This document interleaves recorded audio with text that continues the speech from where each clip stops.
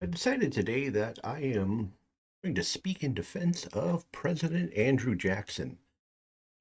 Now, a lot of people have a bad opinion of him because uh, historian Howard Zinn, who's a commie, just basically rewrote all of our history, especially picking out people who were instrumental in advancing the American project forward, and essentially did complete hatchet jobs on them, literally taking quotes from other people, attributing to them, um, rotten cherry picking the historical narrative and leaving out anything that's exonerating. He did this to Christopher Columbus. If you believe Christopher Columbus is the first coming of Hitler, you're probably a victim of a historical crime because what pretty much everything Zinn said was not an incredible distortion, essentially following in the footsteps of essentially the idea. It was part of the building blocks of DEI, uh, building these narratives to essentially further Marxist or neo Marxist thought. And essentially, Zinn's work has infected pretty much all the textbooks in almost every school and college in the United States. I'm always been very fond of Jackson because he's this larger than life person.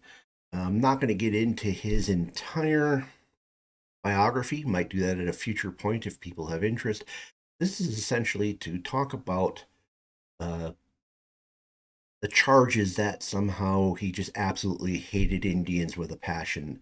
Zinn said, and I believe I'm quoting accurately, the one thing Andrew Jackson loved more than anything else was murdering Indians, which is nonsense.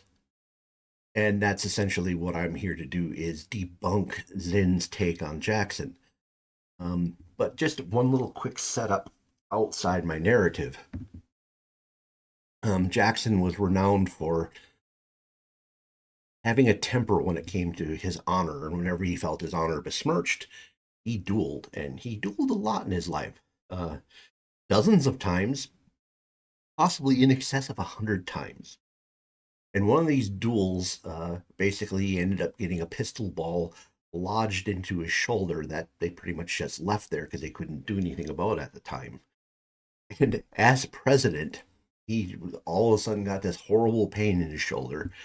The surgeon was summoned, and they looked him over and they realized that this ball that had entered into his shoulder decades earlier had now worked its way to the surface. And Jackson lays out on the desk, the president's desk, with no anesthesia, nothing to deal with the pain. The surgeon goes in, cuts out, removes his ball, stitches him up, and Jackson proceeds to get up and go give a speech. So let's get into the debunking, eh? So, to understand Jackson's world, we have to understand the reality of the relationship between early Americans and Americans with the Indian nations. Because we've built this like absolutely crazy narrative that somehow the Indian nations were all hugging trees and eating granola and in peace and harmony with the world and didn't know what war was until the white people came up and started attacking them mindlessly. When in fact, we have proof that war was going on incessantly across the continent. And if you want to consider your idea that all Native Americans were in somehow peaceful, consider the Aztecs, the Comanche, uh, the Mayans. These are not peaceful people. And for the most part, a Stone Age tribal uh, society everywhere on Earth went through this period of essentially nonstop war. Now, sometimes it wasn't all out, sometimes it was minimal, where basically two tribes would have a dispute over a resource, a few killings would occur and they'd walk away, but it's still fighting, it's still war. So let's talk about how Americans dealt with the Indian nations from the beginning. Now, I wanted to talk first about what's known as King Philip's War, 1675 to 1678. So basically, the colonies haven't been here that long. And essentially, King Philip's War was essentially an intercolonial dispute between New France and New England. And I'm going to butcher some of these pronunciations on the tribal and individual names only because I have not heard them. So I'm just doing my best. If I do them wrong, it's not deliberate. So essentially, the Wampanoag tribe had an alliance with the colony of Plymouth. And the Indian nation viewed this as primarily a mutual defense treaty. And the two of them, Plymouth and the Wampanoags, basically had several battles where they got each other's back against other Indian nations. But essentially, part of the deal was the New England colonies were allowed to expand. And because Indian nations always had a fuzzy idea of property lines, whereas Europeans had a solid idea, eventually it turned into a situation where essentially some of the Indians started looking at uh, Plymouth colony and the other New England colonies as exceeding what they had agreed to. But you have a problem with language, you have a problem with written language, which the natives did not have. So the New England colonists believed the treaty gave them permission to expand much greater areas. And then when the tribal chief who had made the agreement with Plymouth died, his son took over. The son believed Plymouth had violated the treaty spirit and relations were very strange, so Plymouth cut off trade with this tribe. Now, Wamsuta, the older brother of the new chief, was selling tribal lands to Providence Plantations Colony. And this action violated Plymouth colony law, prohibiting commerce with the Wampanoags. Thank you. Wamsuta was arrested by the Plymouth colony and publicly questioned over his actions, and he was released, but ended up dying mysteriously 3 days later. Met Comet is the younger brother who's the chief of the Wampanoags. He's what they refer to as King Philip. He began actively negotiating with the Algonquin and the other tribes in the area for a war against New England. The area currently encompassing the modern state of Maine was disputed territory between New France and New England. As a side note, just give you an idea how crazy it was. Jesuit priests, missionaries in that area were paying Indians for Protestant scalps. So, at the very least, things were a bit brutal going on there. Now, we talk about, at this point, John Sossaman. He was a Uncompahgre Indian who converted to Christianity, adopted English names, and ended up graduating for Harvard. Acted as an interpreter between the New England colonies and the other Indian tribes. By the way, a lot of modern Indians refer to him as the traitor John Sassaman. No hard feelings, huh? Well, anyways, while acting as negotiator and attempting to defuse the situation, John Sossaman suddenly disappeared. His body was later found weighted down in a frozen pond. Based on the testimony of an Indian witness, 3 members of the Wampanoag tribe were accused of Sussman's murder. At the trial, which included 6 Indian Nation elders as jury members, these 3 men were convicted and executed. So this ended up triggering a war between New England and the Wampanoags, the Nipmunks, the Podunks, the Narragansetts, and the Nashaway. So remember, some of these tribes had less than 10 years earlier been allies of New England. At the beginning part of this war, at least a dozen New England settlements are wiped out and would end up being abandoned for years. Initially, the colonists had difficulties in creative, decisive engagements as the Indian nations engaged in very effective guerrilla warfare. In December of 1675, A particularly cold winter resulted in the Rhode Island swamp freezing over. This had been a stronghold of the Indian nations, and they essentially kept their winter supplies there. This allowed New England's combined militia to engage and decisively defeat the Narragansett tribe. It also allowed the colonists to destroy the combined tribe's winter stores. So this loss caused Comet to move his forces into New York in hopes of enlisting the Mohawks as new allies. Well, it turns out the Mohawks disliked the Wampanoags a lot, and believing a war against New England was going to be completely unwinnable, they decided that they would rather gain favor with New England, and they attacked Comet's tribe, crippling his forces. He ended up trapped between the Mohawks and the New England militias.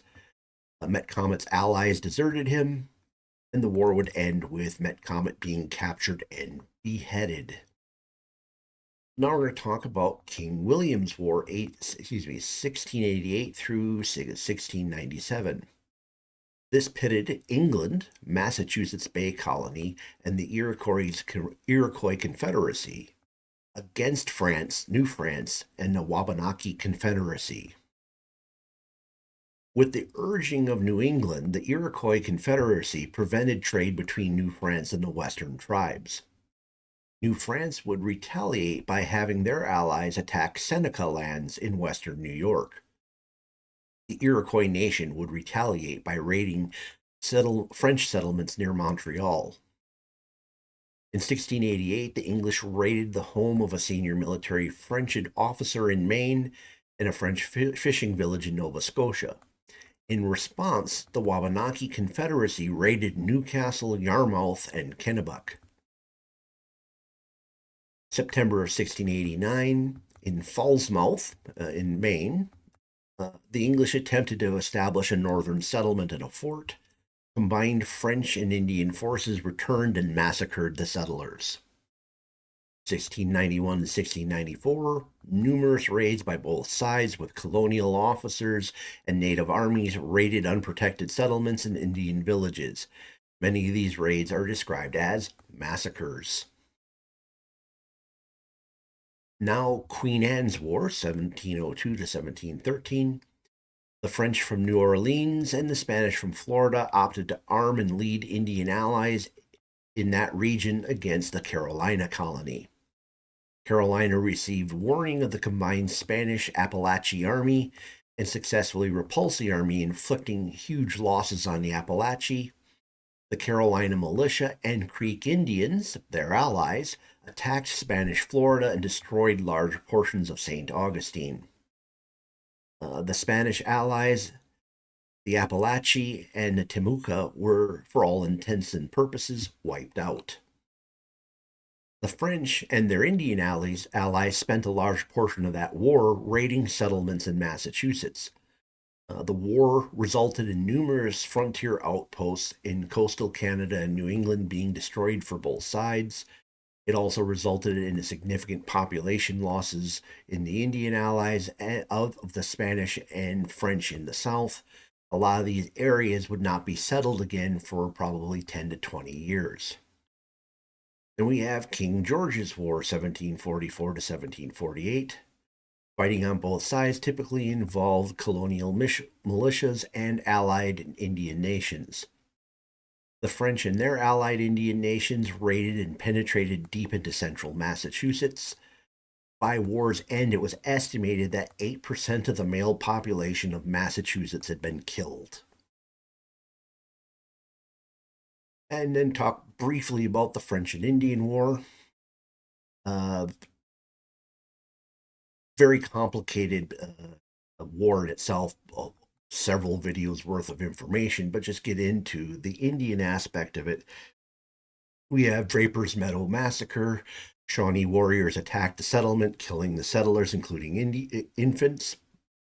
Hens Creek Massacre. Lenape warriors killed the settlers. Many were scalped or killed in their homes, meaning they were probably taken at night unawares. Great Cove Massacre. Lenape and Shawnee warriors attacked Great Cove and nearby settlements, killing residents. Many homes were burned. Nearly all residents were affected by deaths or destruction.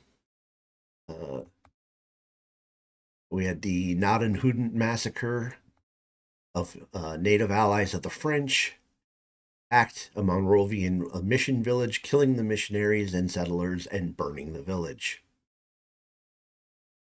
Uh, During the time period, there were general frontier raids all along the Pennsylvania and Virginia frontiers. Numerous smaller raids by the Lenape, Shawnee, and other on settlements along the Susquehanna, Potomac, and James River. These raids killed in the numbers of around 1,500 people, which is huge considering the size of the population at the time. Most of these were called massacres. Sites included Bethel Township, Cedar Creek, and forts near McCord. These raids escalated after Braddock's defeat in 1755, leaving the frontiers vulnerable. Many of these raids involved surprise attacks on isolated farms and small settlements. Note that the warfare was very brutal on both sides. The colonial militias also conducted reprisals. So there's several key takeaways to get from this. So we're talking about 100 years of history there, a little more. The Indian tribes weren't innocent bystanders minding their own business. They were active belligerents attacking and allying with the Europeans. All the tribes were clearly not viewed as one massive people as modern leftists like to do. Some Indian nations were viewed as friendly, others were viewed as enemies, and it was very possible for Indians to join European society if they decided to, and many did. In the lead up to the War of 1812, the Creek tribe of southern Georgia and of northern Florida erupted into civil war. Part of the tribe had converted to Christianity and adopted American culture, and the other side became known as the Red Sticks, who wanted to basically stick to the old tribal ways. The Red Sticks started a program of killing Creek Indians while they slept in their homes. Spain and Britain began to arm the Red Sticks in hopes that they would start attacking America. Remember, War of 1812 is in progress here. So the Red Sticks, once armed, began attacking American settlements and forts, including the Fort Mims massacre. The U.S. Army was tied up fighting the Shawnee tribes, which had joined the British cause and were attacking Americans in the Ohio River Valley. Andrew Jackson and 2,500 volunteers were dispatched to bring the Georgia situation under control. 200 of his men were Cherokee. The other American units in the area were also bulked up with Choctaw and other Creek Indian tribes. So in the Battle of Talladega, Jackson ended up rescuing 150 Creek Indians that were under siege by 700 Red Sticks. This part of the war ended with the invasion of Florida and ended up the defeat of the combined British, Spanish, and Red Stick forces. Andrew Jackson then needed to move immediately on to New Orleans, which had been his original mission. While defending New Orleans, he also had Indian forces under his command. So, key takeaways. Jackson often commanded large numbers of volunteer Indians that were under his command. Jackson had a dual issue of protecting the American Southeast against Red Stick attacks and also getting to New Orleans before the bloody British showed up. Expediency required him to be ruthless. So during the Red Stick War, and keep in mind that essentially the tribe had split into factions, and the Red Stick faction was the enemy, and the other faction was not treated as an enemy. After 1812, essentially war raids between the Seminole and squatters began happening along the frontier. Essentially, Americans that had moved beyond what was considered the proper boundary line of Georgia. which ends up leading to the First Seminole War. So, part of what happened when the British pulled out of Florida is there was a fort that ended up being rechristened Negro Fort. Essentially, it was taken over by various Indian nations and escaped slaves. Before the Brits left, they made sure to arm the fort, leaving behind guns, ammunition, cannons, and ammunition. And their goal was that they would hope this fort would encourage the inhabitants to do raids against the American frontier. Realizing that was what the British had intended, Jackson did a deliberate resupply mission on the river that goes past the fort with the goal of drawing fire. The fort did ended up shooting at them. The Jackson's forces returned fire, and the fort was pretty much destroyed by a single shot. Lucky hit on the powder supplies. So we end up running into Lincoya at this moment. Lincoya was a Muskogee Indian infant that was found in the aftermath of the Battle of Talasuhatchee. Surviving Muskogee Indians refused to take him. Jackson had the baby sent home. Ultimately, Lincoya would be raised and educated with the other Jackson children. Jackson at one point tried to get Lincoya into a military academy, believing that was his best way to make it in American society. His son died at around age 20 of tuberculosis. So some takeaways from there. First, Jackson was willing to trust large numbers of Indians to fight alongside him in battle. He adopted and treated this child, the Muskogee child, as if it were like his own children. And his wife and he mourned the child when it died. He had no inherent racial bias against Indians. A cultural issue, yes, which was very much the norm of the era. He was not unusual in his way of approaching things. So that brings us to talking about the Indian Removal Act, and we need to understand four key concepts before getting into it.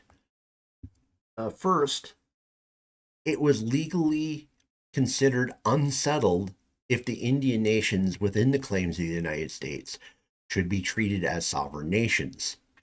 Although in some aspects it had been done as an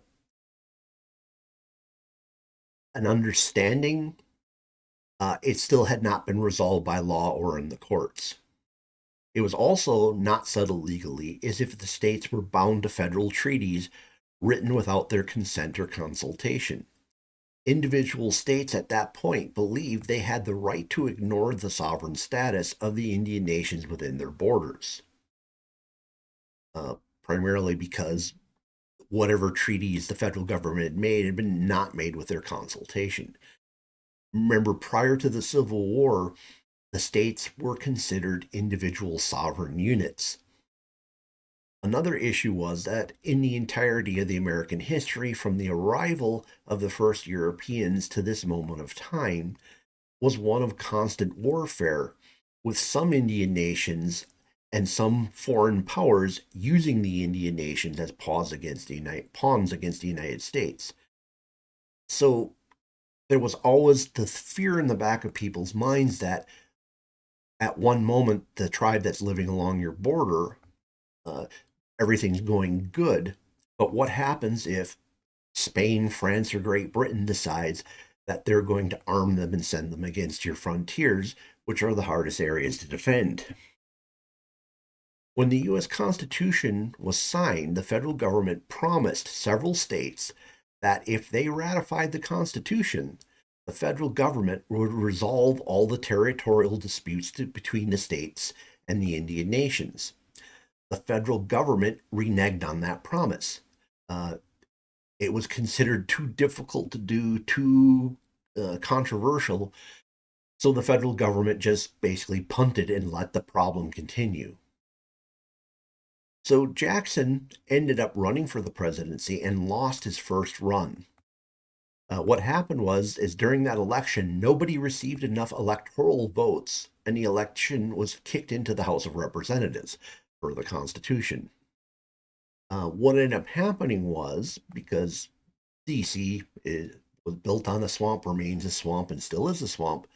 Essentially, John Quincy Adams engineered the victory of the presidency by promising lots of things to various reps in the House of Representatives in order to get them to vote for him. So this insider trading ended up enraging Jackson because he believed it was essentially unfair. This convinced him to essentially adopt a populist program in order to ensure he won the next election. Amongst many populist promises, one was to fix the long unresolved Indian land claims issue. This was very popular amongst everyone along the frontier, and it helped him win a lot of rural counties that he would have had at other time huge difficulty reaching. Now, this is kind of an interesting thing, and it's some people will look at this and say, well, that's not particularly flattering to Jackson, but it also very much flies in the face of him being this genocidal maniac. Jackson believed that the Indians lacked the guile or deceitfulness of white men and would forever be at a disadvantage to be cheated of their land by the insatiable greed for land that white men held. Sorry, I'm on call for work. Okay, so where were we? Oh, yeah. So basically, Jackson believed that essentially white men were greedy and that they would steal or cheat land away from the Indians if essentially things were allowed to run their course. He also believed that if the Indians were left in place, they would be culturally destroyed as a people. He believed that the remedy was to move them west, where they would have time to mature their cultures, or at least have a reprieve from the white man's need for land. At that time, most people assumed it would probably be multiple generations before America would fill the lands that were in the Louisiana Purchase. Jefferson, who at this point hadn't been that long gone, Jefferson believed it would take almost 200 years for Americans to fill the space between the East Coast and the West Coast. So it gives you an idea that Jackson had in mind that the Indians would probably live out there for generations before they had to contend again with white men spreading west. So Jackson ends up attending once the Indian Removal Act is in motion. Jackson attends a meeting where the tribal leaders negotiated the price of their land. They negotiated the terms of the removal, and they also wanted a caveat that they wanted to look at the lands that were to be theirs before they actually had to move. Jackson reportedly wept, saying that he felt as if he were the father of his red children, sending them out into the world that he would never be able to see again. The picture that's up here is actually the press was mocking him for being too soft on the Indians, and this was titled "The Great White Father," depicting Jackson as a father and the Indians as his children. The states ignored the treaty obligations that were set forth in the agreements of the Indian Removal Act, specifically the one that gave the tribes time to look at their new lands. The states ignored that squatters were moving in early and began appropriating the land before the tribes had even begun moving out. During the moves, a combination of bad management and contractors not delivering promised goods left a lot of the traveling Indians underfed and exposed to the weather. Also, a lot of them were lacking supplies once they arrived. Part of the promise that had been made was that the United States government would provide a year's worth of supplies to get them started.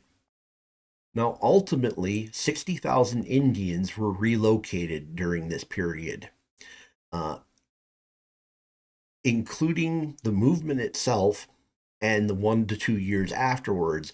It's estimated that 4,000 to 8,000 of them died.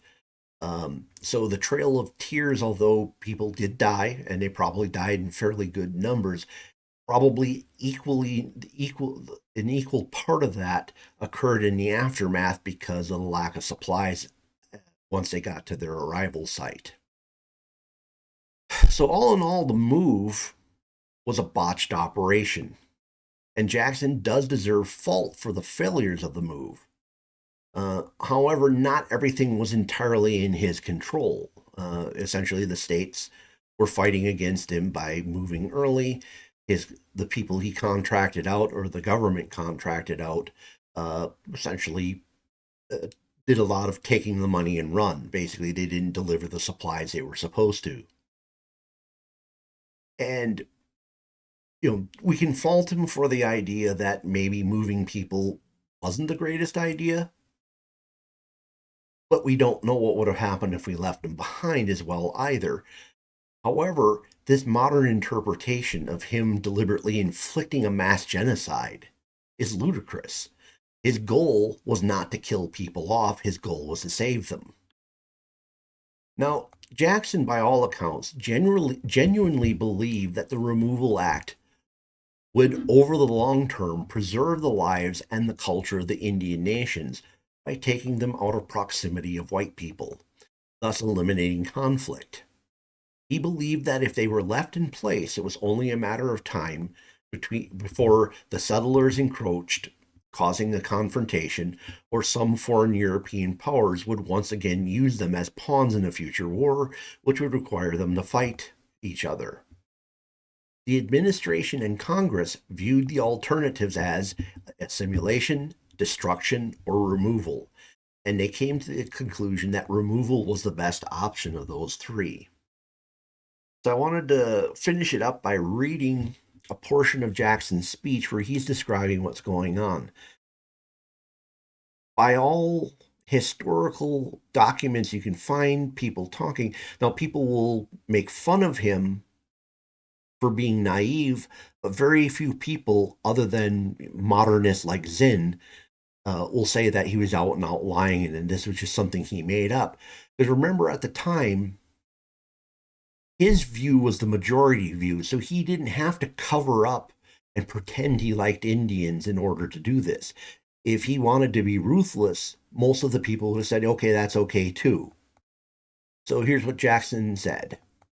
The tribes which occupied the countries now constituting the eastern states were annihilated or have melted away to make room for the whites.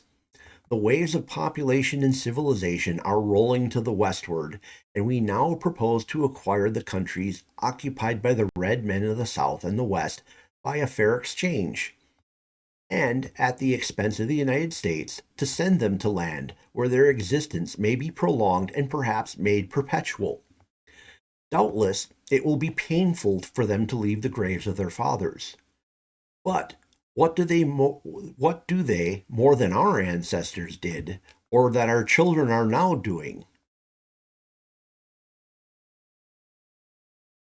Sorry, my remote's fighting me tonight.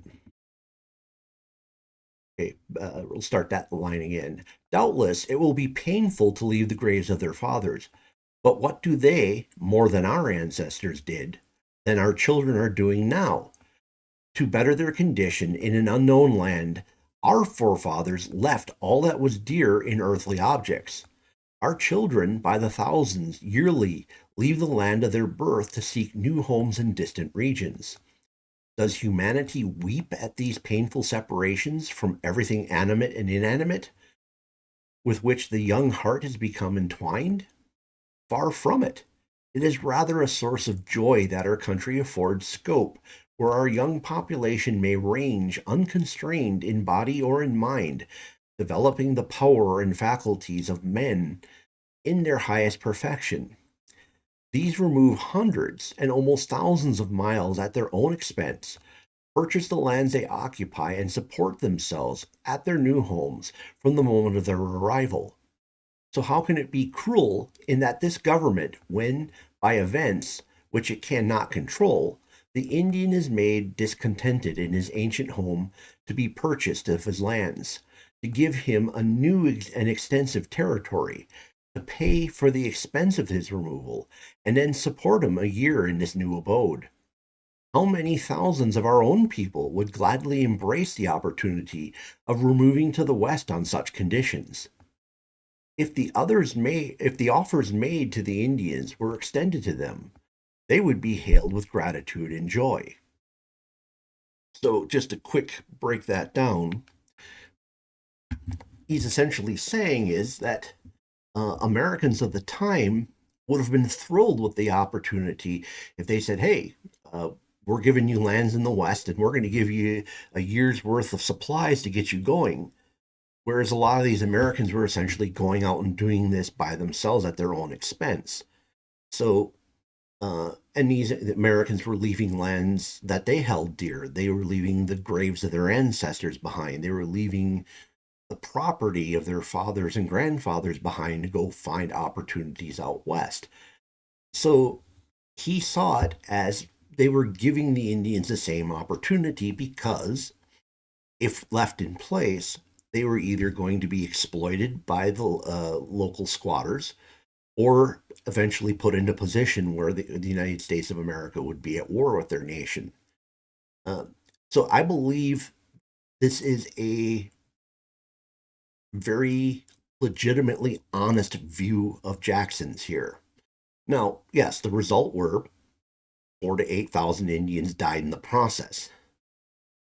But the question is how much worse could have it been if those Indians had remained and ended up falling into the sphere of influence of a foreign power, or ended up triggering some kind of frontier war where settlers and squatters were basically agitating to the point where they reacted. There are actually historians today that do believe that the move of basically Jackson's move of sending the Indians west did actually preserve their cultures, that a lot of them probably would have ceased to exist either via assimilation or war uh, if they would have remained in place. So it's not a it's uh, not everybody looks at it the same way Zinn does. It's just that Zinn being a loudmouth commie, and that our education system basically supports that mindset. That is the primary view most people are getting. If people are interested in hearing more about Jackson's life, that's something I could put together in the future. Um, yep, I think that covers all. So, comments below. Does that give you a different view on Jackson? And again, not a justification, but an understanding. Uh, Looking at him through the eyes of the people of the time rather than through modernity, which is a really weird way to do things. Please smash the like button. Uh, if the YouTube algorithms brought you here and you're not a regular subscriber, check out my other titles. I get into a lot of things, current events, economics, history, politics. You'll find something you like. It's worth subscribing. And if you know someone who might find this interesting, please share it with them. Thank you for spending time with me this evening. Hope to see you again in a future video.